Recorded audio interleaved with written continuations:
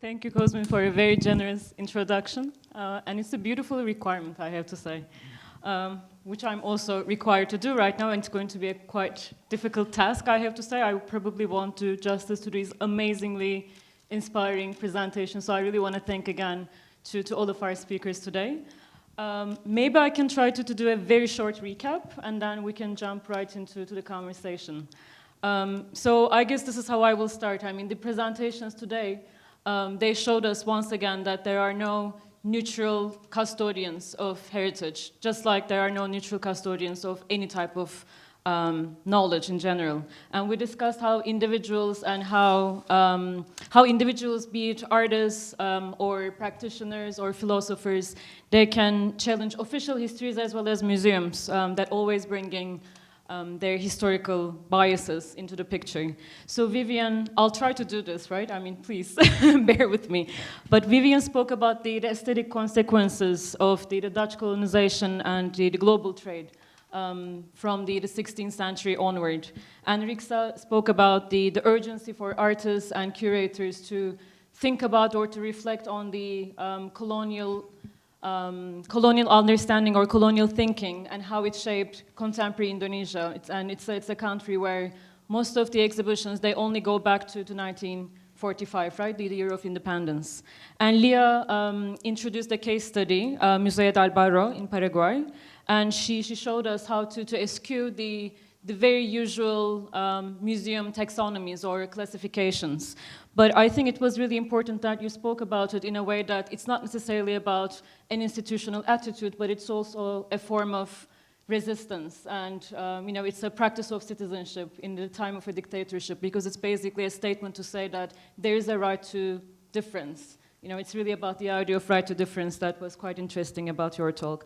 And both Jalal and Naman, they reminded us of the disruptive potential of images. So they talked about how the image, be it the object, it might be an object or it might be a symbol, how it's only a container, you know, a vessel, if you will, and the meaning needs to be re-challenged and reinterpreted all the time if we want to empower ourselves and the way that we understand the world. So I actually want to start the conversation with the term that Jalal brought up in the beginning of his presentation, and it's a term that both Cosmin and Inti used in their introduction, which is the foundational collective myth. And it actually reminds me of a talk by Clara Chung, who's a Hong Kong-based artist who spoke at the Conference 3 years ago, right? It was in 2015, I believe, where she spoke about art making as myth making. And one of the examples that Clara gave was this figure of Lo Teng, which is a very, I mean, I'm sure those of you who are from Hong Kong, you are very familiar with it, but for those of us who are less familiar with that figure, imagine a human-like figure standing on 2 feet and 2 legs, but it's a fish from the waist up. So it's a quite strange mermaid-like figure. And it was invented and presented as the ancestor to Hong Kongers. And it was invented by a group of artists and writers in response to an exhibition that happened at the Hong Kong Art Center in 1997, which was also the year of handover of Hong Kong. And Clara was saying that we have to, as artists or as practitioners, we have to constantly create new myths in order to confront the existing ones that we have problems with.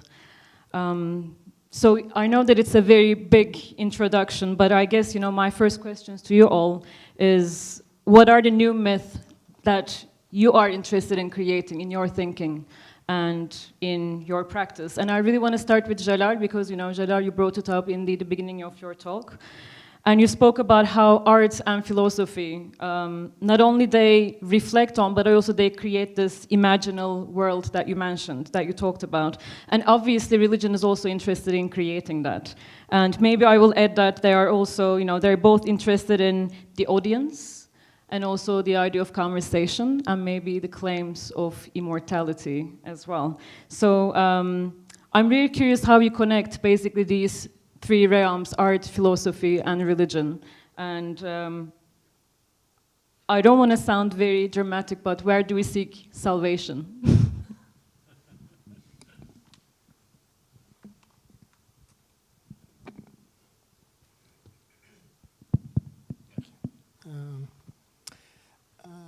I mentioned in the beginning that myth is not a theme subject I've worked on, so that's why I said I would say foundational events.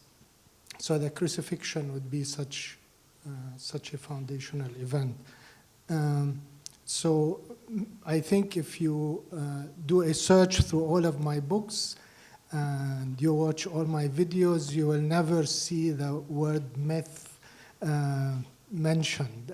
That's not to say I don't think it can be relevant to another thinker or another artist, but I haven't worked on it. So I would, again, stick to the word event. And so the crucifixion is an event. You can ask a writer or an artist to possibly trigger an event or construct an event, if that is possible. Or you could ask also, how are we going to see an event that has already happened? And that's what I was doing in this text. Let's look at the event of the crucifixion. Let's think about where is the moment at which we could say Nietzsche is no longer a philosopher, Artaud is no longer an artist or a writer. Where is it? Is it before the letters where he says, I'm the crucified? Is it between the letters where he's saying the crucified, between the third letter or first letter and the third letter? So where is it, this threshold? And if we consider that it's still Nietzsche as philosopher who's writing these letters, however strange they are, then we have to take it very seriously when he writes the crucified and try to think this. And thinking this led me to this assertion that Nietzsche was the one who was crucified. And again, it's not a fictional assertion, it's an assertion that this is actually the case. We have to take Nietzsche very seriously. Again, if we say, these are not the letters of a mad person yet, these are the letters of a philosopher grappling, fighting, resisting with the incipient madness attacking him. At which point it happens, it's not quite clear. One has to make certain interpretations. And you would hope, if you take art seriously and writing seriously, that whether it's now or much later, that Iraqis would at one point think Jesus Christ is part of our tradition and heritage, because he was crucified here in the guise of al-Hallaj. And you would want people at some point to say Nietzsche is part of Palestinian history and heritage and tradition. Not the intelligentsia, not the intellectuals. You would hope through your work that one day this would happen. A shopkeeper, anybody would say, yes, Nietzsche, okay, I can't understand him when I read him, or I haven't read him, but he is part of my heritage and tradition. So, an answer. Thank you. And maybe if we can go back to the present moment, maybe Leah, we can continue with you, because when I was reading about the Museo del Barro, one of the most interesting statements that I read was this one. One must think of the museum as the house of the contemporary myth. And it was said for the Museo del Barro itself by Justo Pastor Mellado. I'm very curious how you would respond to that, or if you agree with that statement. Justo Pastor Mellado is a Chilean curator.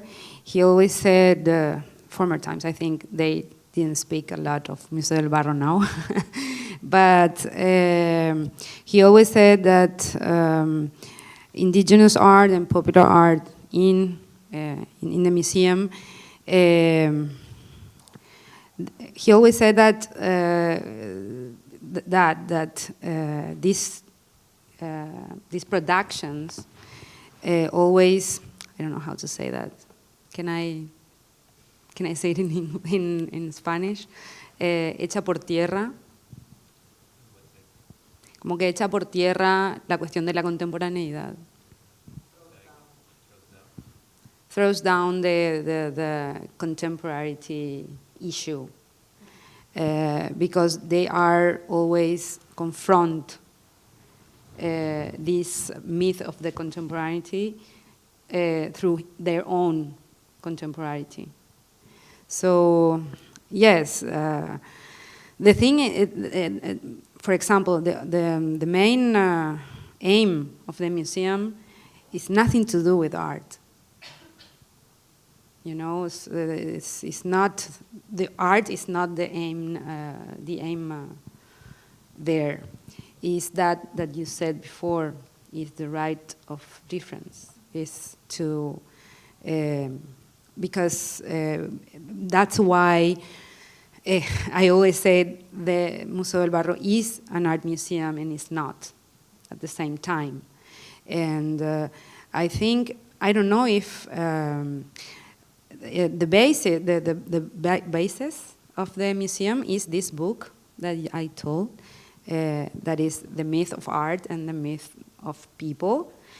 But because, of course, we always discuss the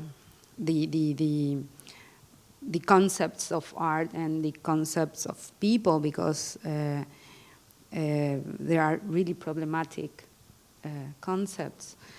And I don't know if we have a program to build another myth, but of course, if you do things, it's really difficult not to build one, despite of, perhaps you don't want to, but but it's always like that. And of course, we struggle a lot, because we in Paraguay, despite our desire, we are hegemonic now. We are almost the only the only institution that works with art for so long. The state has not built anything, so the government. So we are like, but it's not our desire to be, but we are always discuss our statements, our beliefs on that matter, and I think that's the only way. You talk about salvation. We can come back to that in the very end. I guess that's a very big question. Yeah, it's like war. And if we shift from the institutional practice to the individual practice, maybe we can speak about the agent of the curator as well. Vivian, maybe we can continue with you, because you spoke about the constellations, the astrology, Mercury, and also the figure of the curator. So would you want to comment on that? Sure, thanks.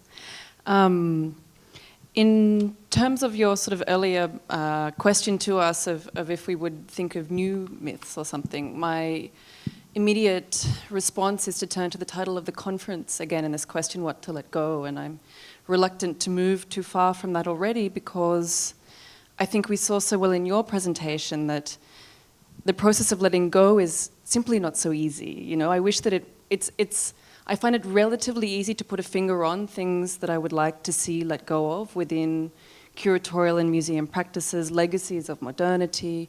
I think you were discussing, a desire to form a museum that might not construct its public, but that might invite its public to be thoughtful. But the process of letting go is hindered. And so what I would be interested in is going deeper into that question in terms of what processes of banishment and of burial. You know, this would be sort of the register that I would be interested in responding to that question, and that I hope perhaps the conference might pursue. And on that note, maybe, Riksa, you want to comment on the example with the repatriation and how different communities want to complicate that idea. Do you want to take on that? Oh, okay. Yeah, actually, when we talk about repatriation in the Netherlands context, in the Dutch context, I always think that the Netherlands or the Dutch is they are not patriarchal, but it's paternal. The Dutch is so paternal that they kind of like, this is what you should do, this is what you should get, this is what you should have. And I was thinking like when we work with LifePage about the ideas of repatriation, those specific case contexts with the people in the North Sumatra, it's maybe that's something that we can add up into the conversation, because like what I understood, I read some newspaper, but it's in Dutch, so I just like Google Translate it. And somebody also like some of my Dutch friend is also try to translate it for me. So the ideas of the repatriation in the Netherlands, it's because one of the museum, they running out of money, and they should close this museum. And they say, okay, so maybe we should give it back this. This is funny but ironic. That's true. Like, so maybe we should give it back this object, like 1,000 of object to Indonesia. But first, before we give it back this object, we should curate it first. So still, the Dutch get the best, and we have the rest. And I was thinking like, what's happening what happened with this Dutch? I was like, okay, there is something wrong with in this action. So there is still like ongoing discussion, like how this, like how, like what to let go and how to let go these objects. But I guess after or like during the process of this exhibition, I think we should stand with the indigenous perspective, like, because like that's so beautiful, that's so, it's not heroic, but this is something that holistic, that how to think the object that has no value. And when they say like about the Western or the museum can take the objects because the value it's still on the society. This is something that we should rethink about, because like it's also like the ideas of material and the material. This is something that what modernist thinking discuss, or like logic. The logic is like how to have the object, how to discuss the materiality, because like in some of the Indonesian context we believe in the material, like we believe in myth, like we believe in ghosts, we use oral history to pass like the history. So yeah. So how does that find a place in a museum? The myth, the oral history, the ghost. Yeah, actually this is also something that we would like to address to the museum, because they actually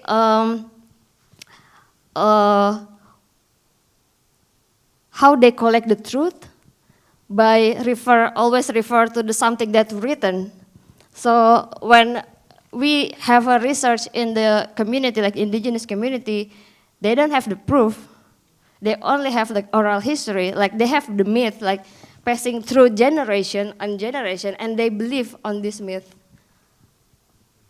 So yeah. Maybe I can ask the same question to you, Naman. And They believe. Would you say that you would believe in the agency of the objects to tell all of those stories, or to what extent would you want to complement with them? I mean, I think what histories? you raised is one of the trickiest things, that the object is not always a symbol of truth and cannot always tell those kinds of diverse histories, and there's a limitation to what art history and material culture as disciplines can do. And your question actually starts with a very giant one, that is philosophy itself something that we can actually harness? And I don't think so. I mean, I think you're very right in saying that we have to be careful and not allow this slippage to occur, that we think that there is a philosophical mandate to a lot of the art making. I don't think it's always directly discernible in art, but it can govern, at least metaphysics can govern a society's approach.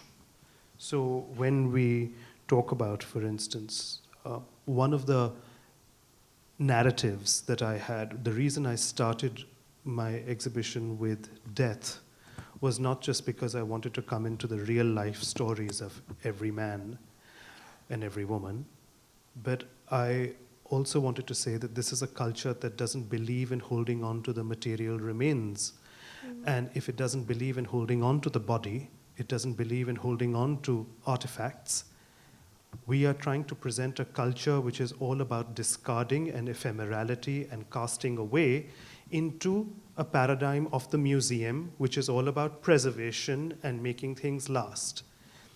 And so I wanted to question the Indian way of thinking, that does India always believe in the eternal Atman?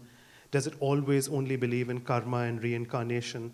Are there other ways in which India has reacted? And are the material objects actually telling us a counter-narrative to the narrative of karma, reincarnation, an eternal Atman?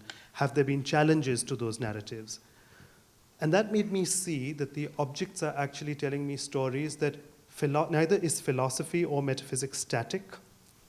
And also each of these artworks, which invoke and represent different myths, are located in a certain historical moment. So the myth is not something eternal. It has been interpreted or redacted or heard by someone at some time. And it has been turned into something like, even if it is written down, the act of writing has taken place at a certain historical moment. And so I can't divorce that letter or that painting from the specific historical moment in which that act took place of inscribing. And that takes place within a certain context. So you can't deny the historicity that lies in this enterprise of exhibition making. And so what happens then is that art allows a variety of different truths to be postulated. And even if it is not fully capturing all that we want it to say, that there might be counter-narratives, we can at least pose those questions. We can express the limitation of our medium. We can locate it in the historical time, and we can say that this is only that valid. We have to be able to say that our evidence can only be stretched that far, and we shouldn't be over-determining and over-reading our evidence, perhaps. I don't know if that helps. Anyone want to respond to Naman's proposition? Yeah, I think learning from your exhibition or the presentation, I also learned something that we should always critically engage with the history and also with the objects, because there is something when we discuss about materiality, we tend to rejecting them by destroy them, for example, because like in the Netherlands, we always have a discussion about how to destroy the statue, but actually I was thinking we shouldn't destroy the statue maybe, but by critically engage to the statue, we can still discuss what is going on between the Indonesian and the Netherlands.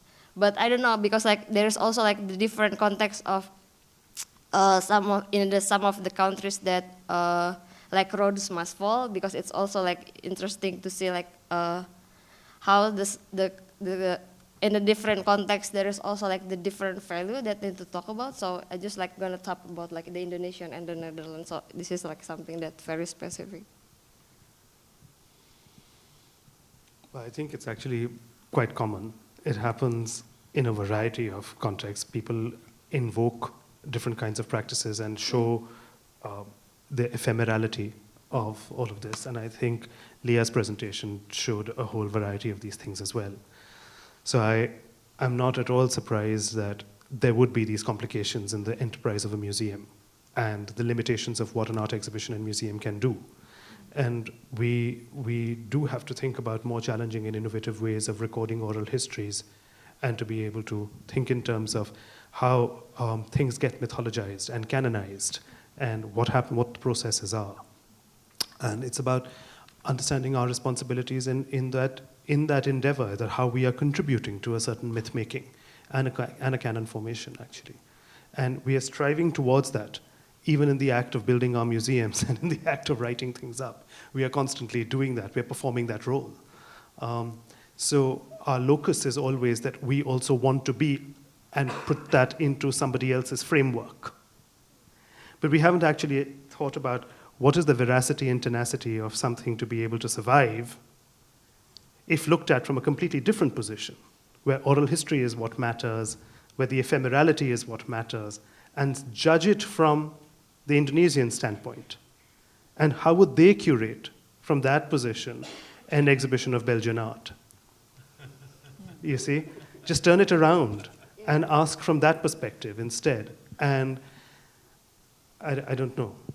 Yeah, I mean, in terms of sort of the kind of the plurivalent form that you mentioned of how art can be read, it's truly something that I've encountered with Frontier Imaginaries, which has been basically a question on, I mean, it has been a philosophical question. I work very heavily from concepts and with the conceptual frameworks of the modern episteme, which I encounter very starkly in the Australian settler colony. But so nonetheless, there is this question of what is the significance of the frontier within the global era, and that question is then asked in Brisbane, in Jerusalem, in New York, and in Eindhoven, and with each asking is something of a prism that expresses a very different set of images, and even where a certain work that is the same travels among those places, different dimensions of it are brought forward, which I tried to explain with Ryan Presley, so the oil and tempera on board.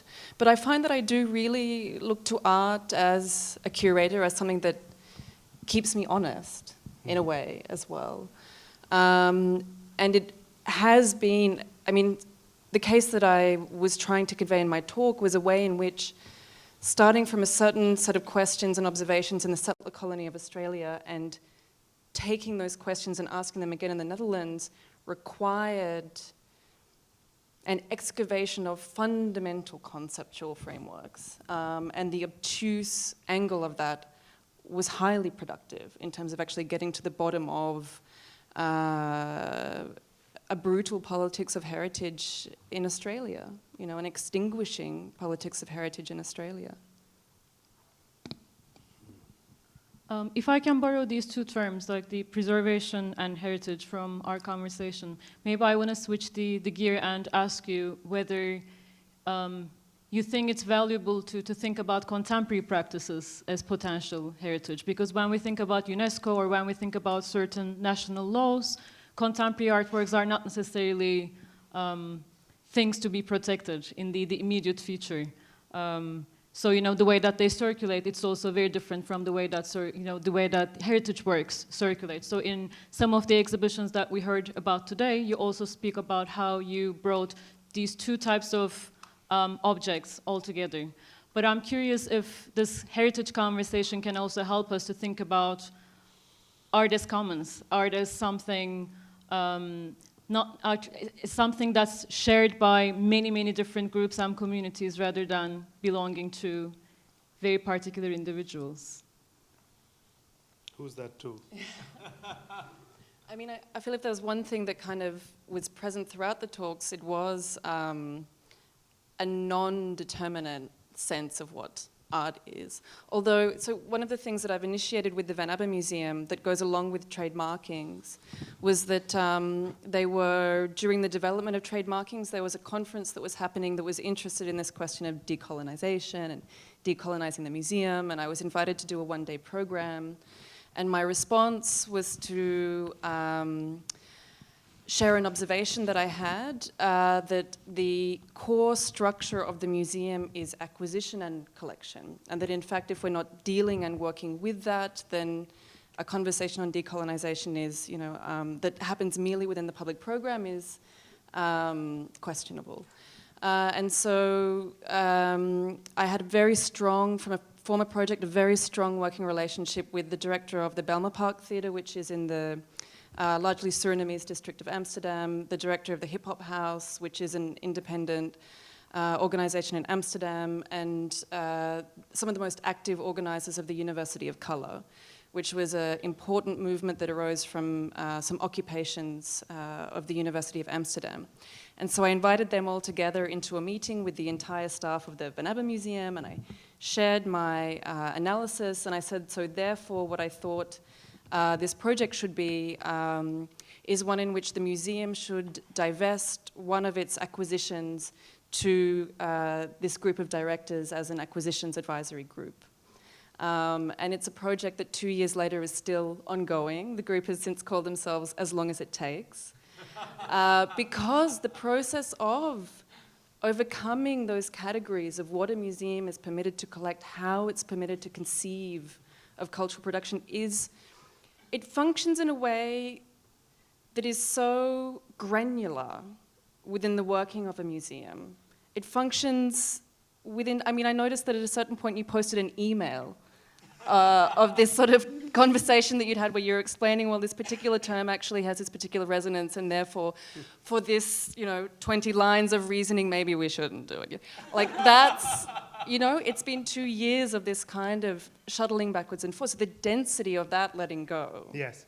Yes, absolutely. You can say that again. That's, there's a lot of that. I think that's why we need to really think about the archive as a complement to the very act of the museum, and none of us would be able to function without the rising importance of archives that are recording the context in so many cases for curatorial and artistic practice, and not just what is collected by the museum. And so we have something to do, and maybe there's a lesson to be learned about how much more it can constantly be enhanced.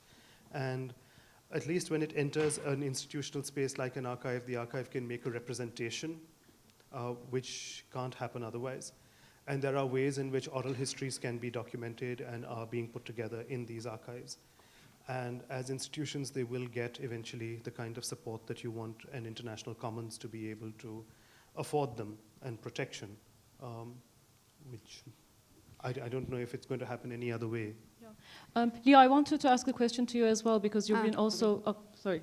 No, I Please. just want to say, because he mentioned the archive, and we always like to think about objects as documents as well, as part of an archive.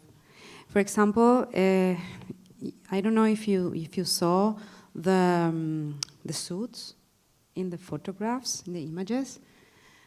That suits were mount, yeah, there in the room by shamans.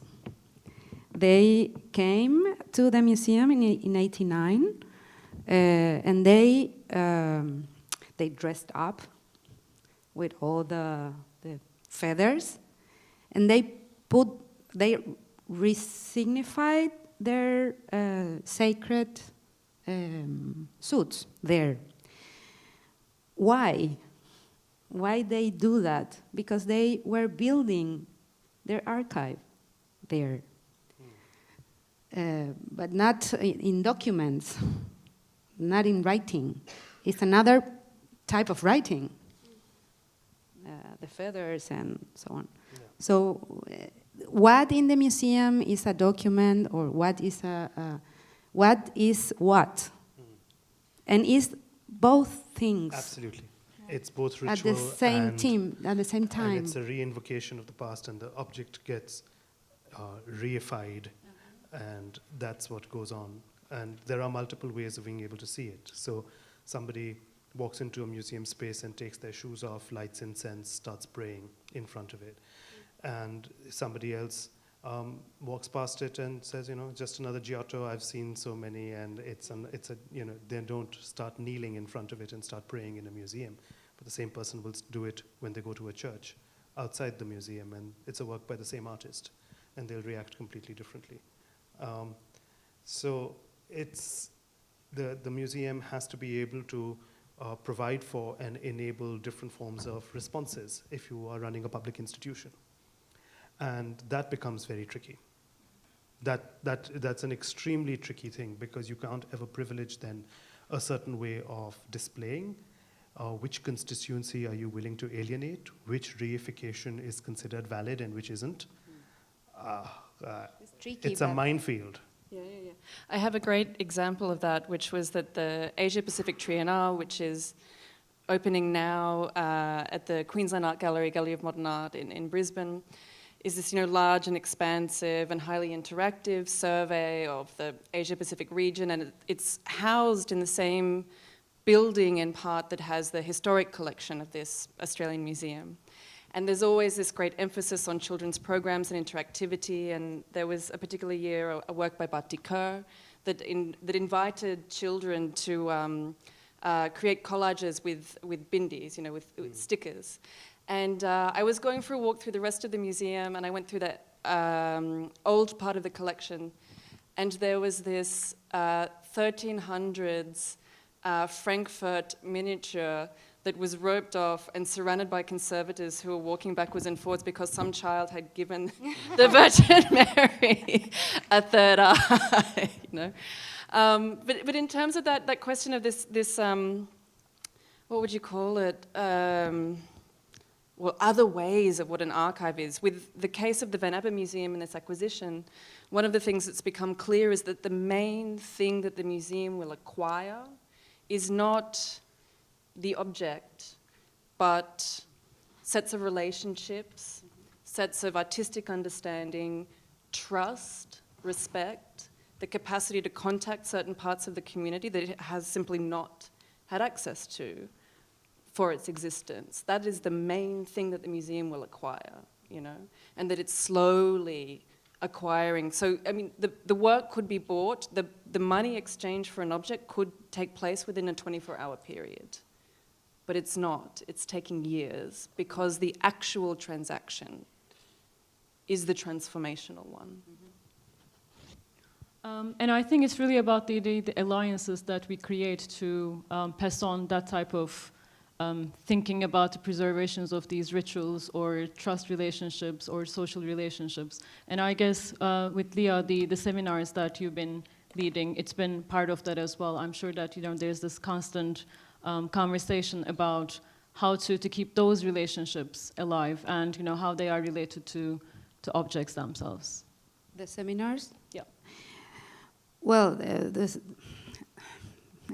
the seminars that we created, Tissue Square created the seminar, and then I started to go on. Yeah, but that I think, that seminar came about a need, just like the museum. The museum was a need, it's well said. So this seminar took place in a museum, not in a university. We didn't have a university to validate this, but a lot of people came out of these seminars, me, and that's our main formation.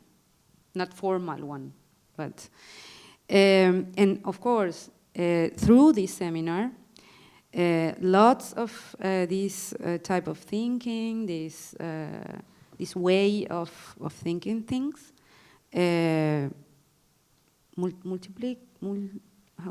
multiplies. Yes, thank you. So yes, of course. I don't know. I don't like the word preserve. I don't like it. I think preserve is could be a little bit. How do you say that? Like huh? Pickles. Yes. Put it in vinegar, and Let's say kept alive, or kept alive, kept or alive. reenacted. I think. Huh? It's not kept alive, kept undead. Undead. Okay. Yes. And of course, there are things, and the autodetermination of some communities may be the loss of something too, and they have right to lost things too. Perhaps I don't like it, but they do not have to worry about me. So there is a right to let things go. And speaking of multiplication, I'm reminded that there are multiple questions in the room, and then we really have to start receiving questions and comments from all of you. Please.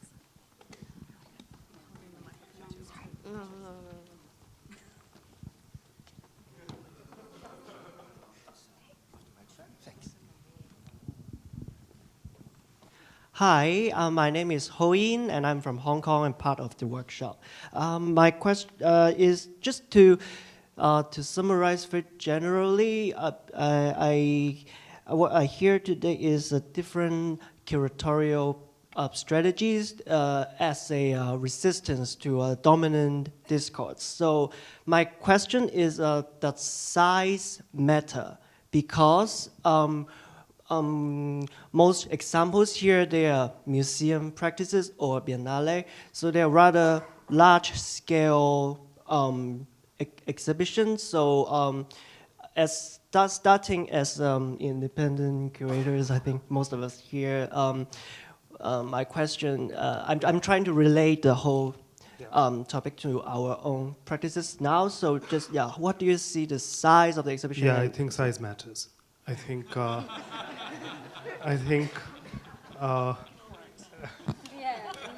there's a lot you have to do very differently with big exhibitions. There are many more filters, sensors, controls that are exercised.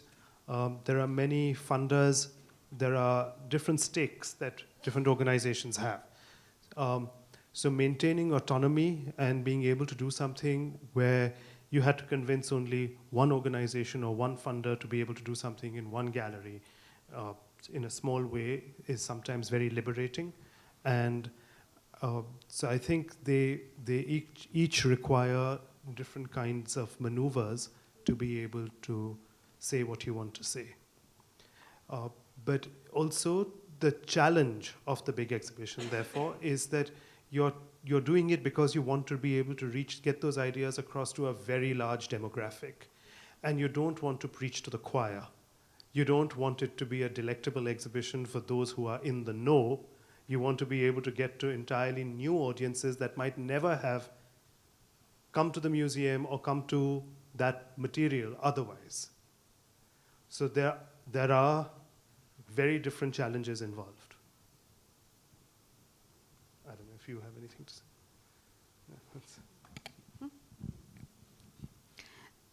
Well, the museum, we have the museum that I work with, we have permanent collections, but we have very, very small rooms for ongoing exhibitions, temporary exhibitions.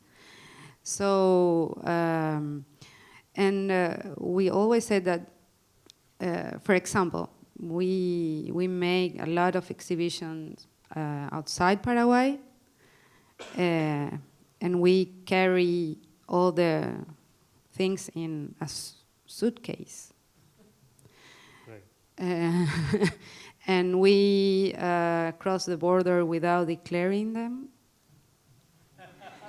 the artwork, and we can do that all the time. So that's that's a way. A way is that you don't have to care much.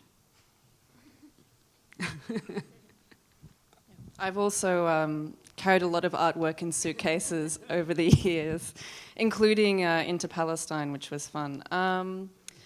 I would like to contribute that I also think that size is quite relative, actually, and to speak again to this case of the Van Appen Museum, where what I showed as an exhibit was relatively easy to resource and fund because it was working with the grain of the infrastructure. I could say to a funding body, they say, what are you going to do? And I say, well, there's going to be these artists and it will be shown and it will be about this. The proposition that I've made with regard to the acquisition is practically impossible to resource. It takes kinds of time investment that are impossible to write into funding structures as they exist. And therefore it's done entirely through the voluntary enthusiasm of the committee and myself, partly for the opportunities to meet with each other, and yet the transformational potential of that intervention has a significance that stands next to what the museum show is. So I would also say that, I mean, as you might have noticed, Frontier Imaginaries is a kind of a peculiar tactical organism. And I showed you a museum intervention today, but it has also been within very small heritage museum on an island off the coast of Brisbane that's called Minjerribah. I believe very strongly in sort of lateral transfers between spaces that are able to sort of catalyze movement as well. Anyway. I was just thinking as everybody was sort of answering things that if you really look at a very different example, just to throw something in, such as a kind of community museum made of objects that have come from those in exile, say in Tibet, okay, like from Tibet to Dharamsala, or something like this, then the whole question really changes, right? I mean, this aspect of myth or is something that carries it's a burden. It's about how you carry objects not only in a suitcase because you have to cross a border and show them somewhere else, but actually because they compose your identity while you are in a process to acquire at least a certain limited freedom. So this is something I've been thinking about also because it's not about repatriation. It's not about a brick and mortar building. It's really about keeping a certain significance of a community alive and a certain kind of arc of language alive. And I know, like Jalal has written about images and destruction, and you know that tension as well. I think is something to maybe think about here.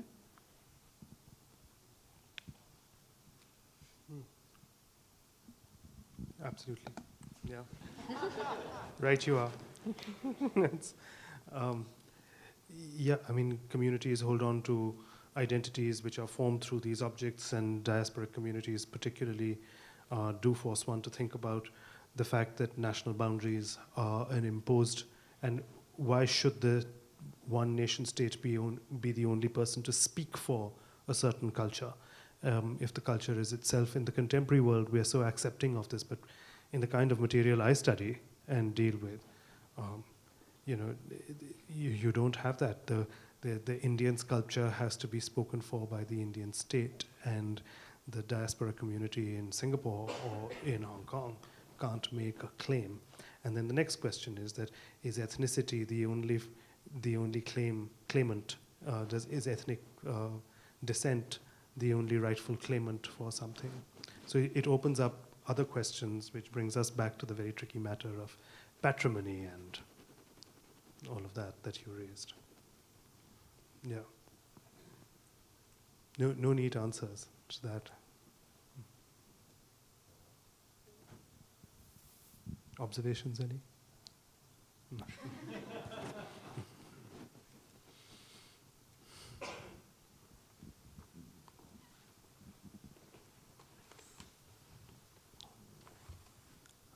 Yeah, I suppose my question is on like notions of myth making and also heritage. So post-colonial states, in order to sort of shed away like colonial legacy and history and burden, most post-colonial states adopt a new form of myth-making by replacing the nationalist one with the sort of colonial one. And so I suppose it's like, you know, as sort of curators and historians, how do we look beyond this sort of myth of binaries? You know, either the nationalist one or the colonial one. How do we sort of break away from this binary discourse?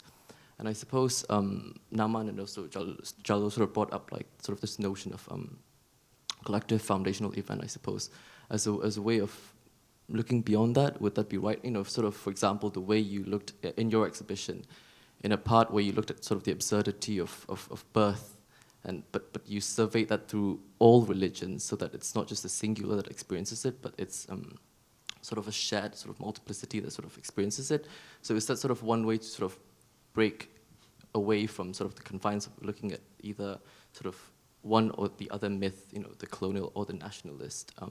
And in that sense, then that sort of like posits like a new sort of requirement from curators to sort of, yeah, like, you know, to sort of work within, yeah, it just seems like a sort of... Yeah, well, at a person, I can answer my views on the matter. Right, yeah. I mean, I don't know if I can speak for anyone else, but I can. Yes, I think the requirement to be able to come up with a nationalist discourse for many countries in the wake of the colonial enterprise to be able to reconfigure their visual grammar for their new nation state post-independence was quite significant in the 20th century. And it has been necessary, and it is a historical fact, just as the colonizing visual culture was an imposition that was deliberately worked out, so too was the reaction to it equally deliberate, right? So we grew up in one, but that was never an innocent knowledge system. That was equally a calculated knowledge system. And we invented another, which was an equally calculated one, you know, and then we're the products of that. And yet we live in a murky world where on a person-to-person transcultural network that we inhabit, in the kind of world we live in today, we want to discard those kinds of confines, and we feel that the nation state isn't an adequate person to be able to speak for our very plural cultures. And so certainly with the kind of art making in the contemporary and with the way in which we are showcasing it, I think there are a lot of challenges to that are now rife. And I think there is appreciation that is coming up for the other in many parts of the world, which is why we even have these engagements, like the ones that they are relevant to our audiences. So I think practice has taken the lead and is showing us a way to be able to make sense of that. I don't know if that partly answers your question, I don't know. Does anyone want to add? Yeah. Sorry, I've just, speaking to one sort of figment of what that question was, I have the growing sense of an obligation to acknowledge, to speak indeed from a context that is in no ways post-colonial, and with the greatest of respect and appreciation for the subtleties and the necessary complexity of conversations around restitution, and knowing that we are being filmed as well, I have a felt obligation to affirm the urgent necessity of restitution, particularly the Guyagal shield, which the British Museum holds and will not return to Australia, although it's been requested. It's an incredibly significant artefact. It's a shield that has bullet holes from 1770 when Cook's ships arrived to Australia. So it destroys the myth of peaceful arrival, and the British Museum will not return it. And yeah, I really, sorry, at a certain point that was an obligation that I have to people that I work with. Yeah. Thanks. I'm going to add to that, actually. Thank you. You reminded me about the second part of what I wanted to say to address your question. So thank you for that. I feel that sometimes the retention of an object comes along with a certain responsibility. And the responsibility is that you have to be able to allow different people to be able to interpret that object as they wish. They want to have access to it. So if somebody wants to bear the burden, I mean, coming from an Indian or an Indonesian perspective, the burden of the responsibility of looking after the material artifact is one thing, and I do call it a responsibility and a burden, being a museum curator. But I also know that I can't limit and dictate the narratives that are going to flow from that, and I can't deny access to it. And if something is just going to be sitting in storage, and if people are not going to be allowed to interpret it as they want to, then that is certainly a violence. And that, at least, can never be stopped. So when we were talking about the fact that history of the same object is going to be written up in different ways by different audiences and different curators, there has to be a possibility to be able to do that, to be able to reach different demographics. There cannot be just the one narrative, and that control on the knowledge that that object enables cannot be restricted. And there are attempts to even do that. And that's what is particularly scary.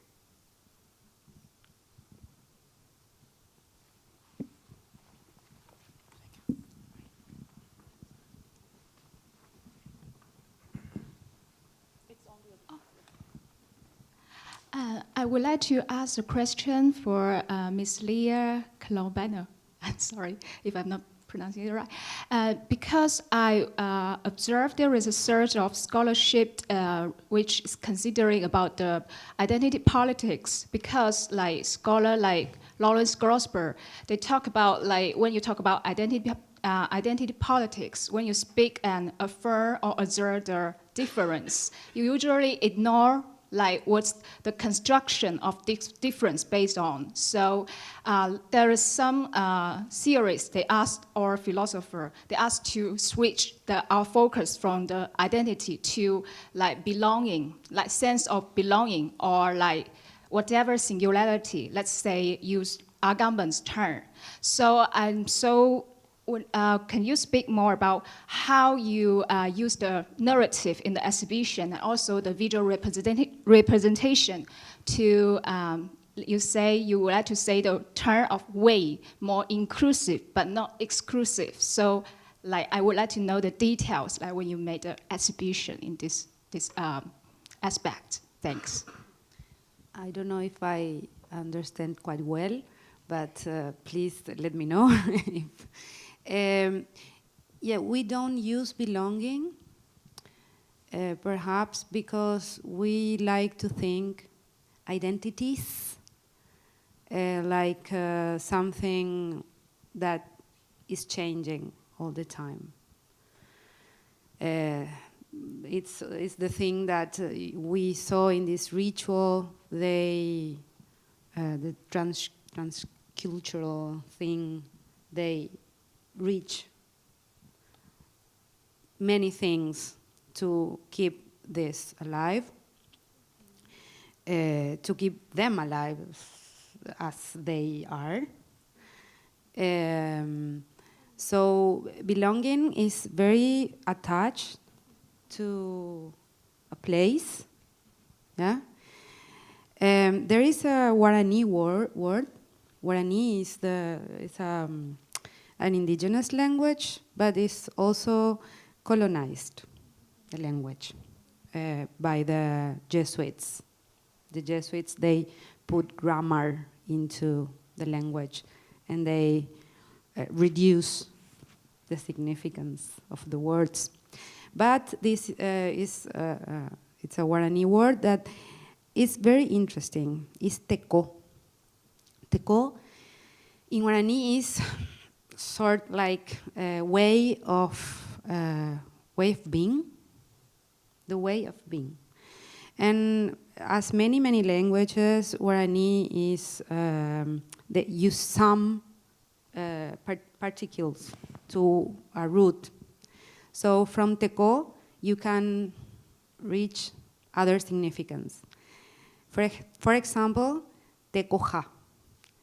Tecoja is the place that I am where I am. That is sort of belonging. But if I change my place, I change a little bit too. So that is the identities with the S, no? So I think, I don't know, the other question was, sorry? No, I just would like to know more detail, like how you use like this more inclusive we. Yeah, the inclusive thing is not, I think the word inclusive is very tricky, but I don't know the other word to apply here. But the thing is like that, the thing with inclusive, with the museum, starts to, at the beginning of the museum, they were like 2, 3, 4, 5, 6, 10 artists, you know? But then the circle grows, or grew, and that started to, like a dance, you know? That many people started to dance with us, I think. That's because inclusion is not really the proper word, I think, but it's sort of, I don't know if I could answer your question. Sorry. Yeah, thank you. Yeah. Can I ask a second question? Could we continue maybe over dinner or after the conversation, because I think that's a very beautiful note to end, dancing together. I think we should end here, and we can continue the conversation after this. But thank you so much for the presentations, and thank you so much for staying with us.